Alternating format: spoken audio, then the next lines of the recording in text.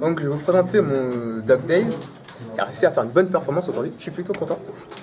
Donc le level 0 de Dog Days et le level 1 de Dog Days sont les niveaux, je pense, les plus importants du deck. Vous allez stocker, faire votre CA pour préparer le niveau 2, vous allez change, et le niveau 3, vous allez burn l'adversaire. Donc tout d'abord, pour le level 0, vous avez 3 fois la Léo charge solitaire, qui a 4000 quand elle est toute seule et qui ne peut pas être reverse par les trappes ou par des effets auto. Donc c'est vraiment bien, ça va permettre de gérer les trappes. L'adversaire va généralement pas pouvoir la gérer sauf s'il a une climax ou une autre 4000, et c'est pas tous les decks qui ont des 4000. Sinon, si jamais vous l'avez pas, vous avez d'autres moyens de gérer les cartes adverses, notamment les deux types de Slayer qui sont ici. Le Slayer basique 1005 et un Slayer qui permet de gérer les encore en envoyant en clock les cartes qui sont reverse par elle. Donc vraiment bien pour gérer dans Jet Beats, par exemple la Canadé level 0 qui a 3-5 encore quand elle est toute seule. Donc cette carte là sont vraiment cartes importantes qui vont permettre de gérer plein de situations level 0.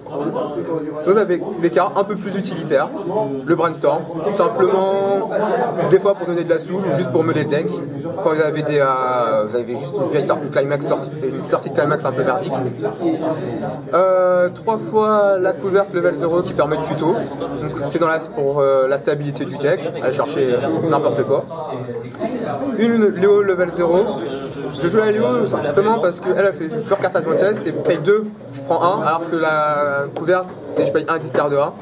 Donc c'est vraiment bien quand on a un peu de stock, qu'on a juste envie de faire du plus 1, bah, on veut jouer ça. Et sinon ça peut brûler un stock sur son premier effet, s'il y a une climax et qu'on n'a rien d'autre. Donc c'est aussi bien. Une carte très polyvalente. Le Bond qui va chercher le counter level 2, ça c'est juste de l'utilitaire. Et enfin 2 shifts level 0 permet de stabiliser son level 0. Si on a ces level 0 là en clock, bah, de pouvoir quand même jouer et qu'on n'a rien d'autre, bah, ça permet de pouvoir les jouer. Et puis ça permet de gérer de level 0 un peu chiant grâce à son premier effet qui tue un level 0 de la front row. Normalement avec ce level 0 vous avez de quoi gérer à peu près toutes les situations possibles, et je pense que c'est l'un des level 0 les plus forts, enfin Dog Days parmi les level 0 les plus forts et les plus polyvalents du jeu. Au level 1, normalement vous avez assez bien préparé avec les tutos, dans votre carte advantage. Vous avez en général entre 5 et 7 cartes en main et vous devez avoir impérativement l'éclair, level 1.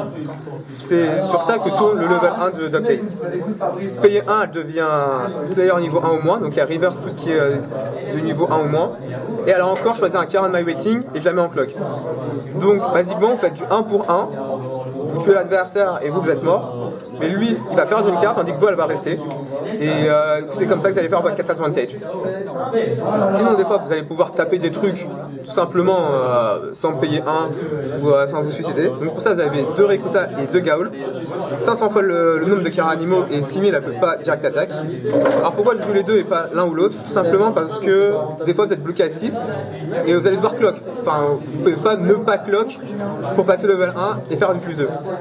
Donc, et des fois vous êtes obligé de mettre du rouge pour jouer ça. Et si vous n'avez pas de vert, du coup, bah, vous allez quand même devoir attaquer. Vous ne pouvez pas mettre que ça. Des fois vous n'aurez pas que ça à mettre.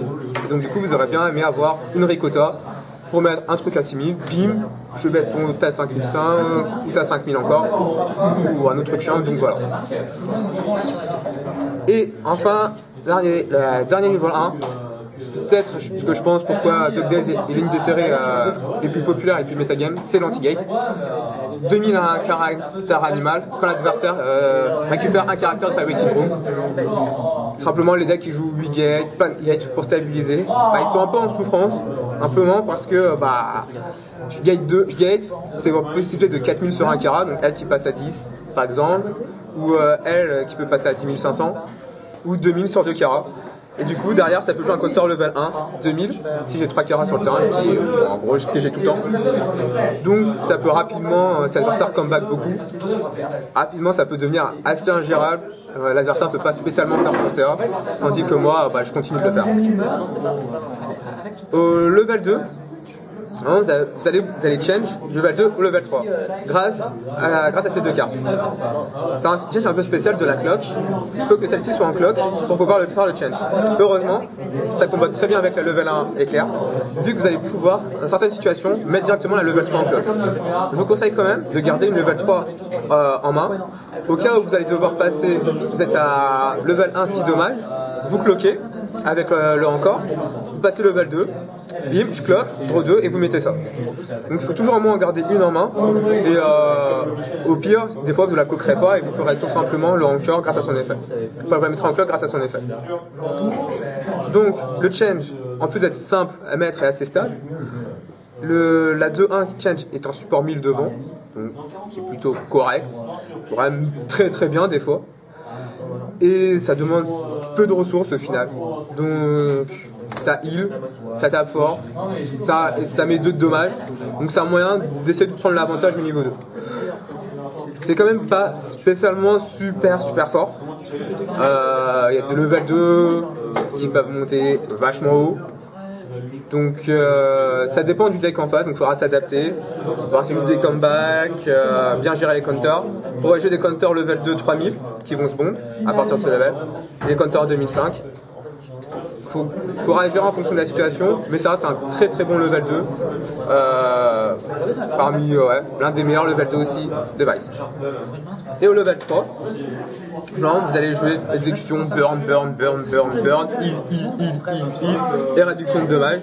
Tout simplement, parce que vous allez pouvoir, celle-là, les jouer au level 3 tranquillement, et heal. Et jouer ces deux cartes qui sont vraiment très synergiques.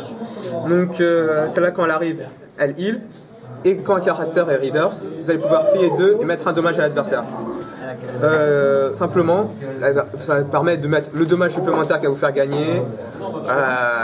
Le dommage, et cet effet qui marche aussi pendant le tour adverse, et ben ça va faire flipper l'adversaire sur le fait qu'il comeback, le fait que vous avez un counter, et donc ça va obliger à jouer vraiment en fonction de cette carte pour pas se prendre 2 gratos si vous avez le stock.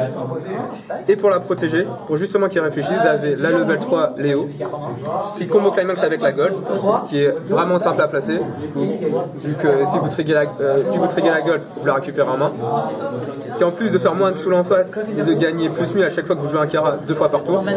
Combo climax, vous donnez 4000 à Kara jusqu'à la fin du tour adverse, et généralement vous la donnez à elle, qui a 14 000 de patates pendant le tour adverse, ce qui va vraiment faire réfléchir à l'adversaire. Du coup, avec un counterman, vous passez à 17 000, et c'est pas beaucoup de séries qui passent au-dessus de 7 000 de power.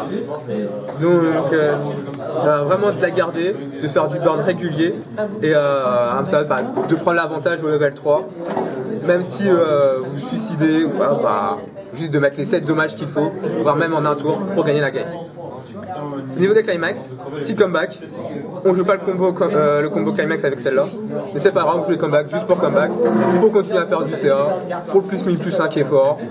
Enfin, bref, comeback c'est l'un des meilleurs triggers, même le meilleur climax je pense, de Vice. Donc voilà, 6 comebacks pour bien assurer le card advantage, c'est bien. Donc voilà, donc je pense que je ferai peut-être pas trop de changements à la decklist. Peut-être les gars level 2, on a parlé, qui peuvent pas side attack. Possible de faire un split en mettant une couverte en plus level 3 et un support. Mais les Gaols, des fois on n'a rien, mais ça qu'on est des sorties mauvaises. Et ben les Gaols c'est un truc pour un stock, qu'à 9000 de patates quoi. Donc c'est vraiment bien, ça a pas mal de power, ça a pas le de dessous, mais c'est bien quand même. 9000 est vraiment bien. Donc voilà, donc c'est à peu près tout ce que je peux dire sur la decklist. Si vous avez des suggestions, il faudrait le faire par MP sur la chaîne YouTube. Ciao ciao.